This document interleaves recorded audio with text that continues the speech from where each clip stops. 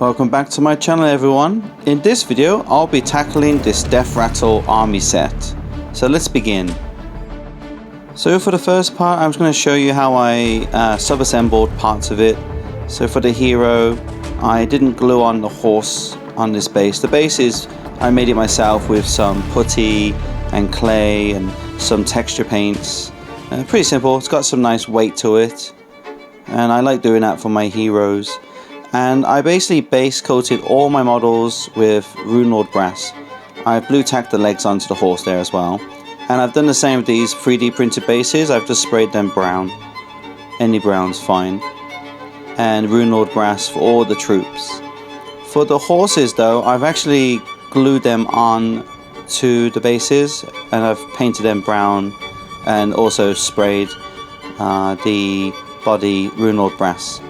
So with an airbrush I'm using standard Mechanicus grey, and I'm just zenithaling or misting over. I'm not totally covering the brown, I still want it to show through, so it's very mottled and has a bit of character.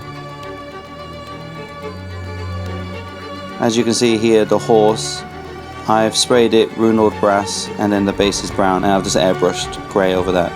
I'm using P3 paints for this painting tutorial. Well, I'll be using Citadel and P3. I'll be mixing and matching. It's very important, I think, as a painter to experiment. And you might find like your favorite paint or a favorite color in a different paint set, and it'll change the way you paint. I recommend trying this out. So I'm using this Jack Bone. I usually use Rakarth flesh. That's kind of similar, but this is more, I guess, bony. After I've done the base, very simple, I just start gluing on all the models with super glue. I use Nylox Oxide. You may use any kind of turquoise paint and water it down. It really doesn't matter, but I've got some left, so I just used it. These are the riders of the horses. I don't glue them on until later.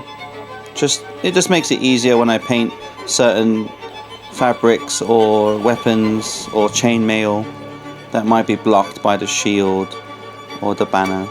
So that's how it looks. I haven't covered the bones or anything, just all the metallic areas.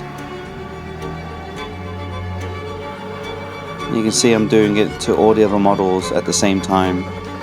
I'm just caking them in this stuff.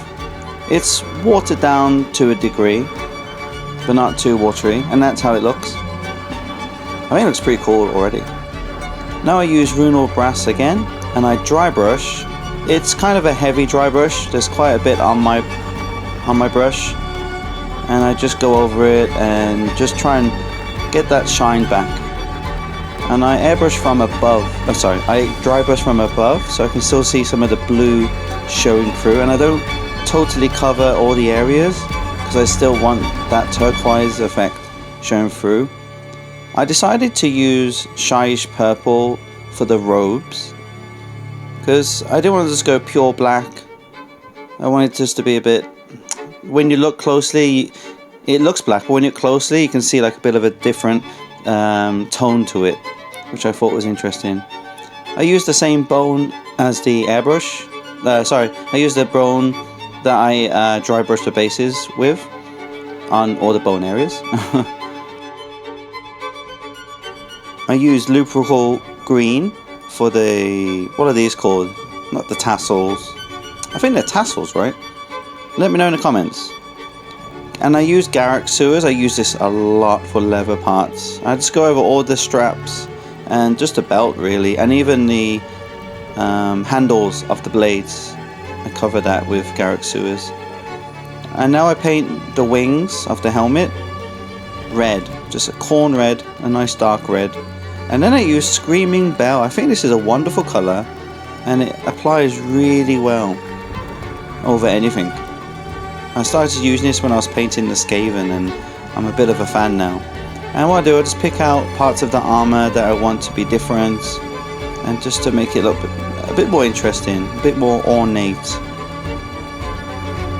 We're getting close now to the fun part. So Agrax Earthshade. And I just go over all the models now, because I've been doing these all at the same time. I've glued on the torso of the rider, because I'm happy with it now. And I just cover it all, the bone, the metal, everything, with Agrax Earthshade. But I do tend to thin it down a little bit of water. Actually, you've got to feel it really. Like here it's quite thick now. So what I do, I'll go dip the brush in some water, and then move that around the model. Because I still want to see some of the turquoise showing through. I dry brush some brown, any brown's fine, a bit lighter brown, over the cloak.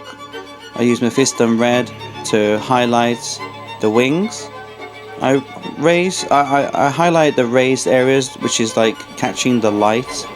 So when you're painting it, you can just shine a light and you'll see which area needs highlighting. And I also paint the robes as well, and the horses, the cloth, red. You can choose whatever colour you want. Typhus Corrosion's a fantastic paint to use, technical paint. Use that on the weapons. And then I just paint the rims with the bases. Now I go back with Nihilix Oxide, and now I want to pick out just some areas that are a bit toned down or need a bit of aging. So that would be like the holes and the crevices, or even some of the chainmail, just where it would pick up. I really enjoyed painting these shields. They're really fun, especially with the deciding where the verdigris is going to go. And I also really enjoyed painting all these armor trims. It was just very fun. And it's difficult though, because you might go overboard and then you have too much verdigris. So just be careful. Less is more sometimes. And this is how it looks. Then I use snow. I like using snow on my undead minis, and I thought it just makes the bases look a bit more cohesive and cold and dead. I should have added some grass tufts, but oh well, maybe next time. And I do it to the horses and even the foot soldiers. There we go, that's how it looks. And this is the whole army. I hope this tutorial is useful. It was really fun painting all these skeletons. It took longer than I thought, especially painting the leather. But if you stick to it, you can get this box done in no time and ready for to join the new models that are coming out. So please, if you have any questions, leave them in the comments. If you liked the video, give me a thumbs up, it really helps. And I'll see you next time. Take care everyone, bye.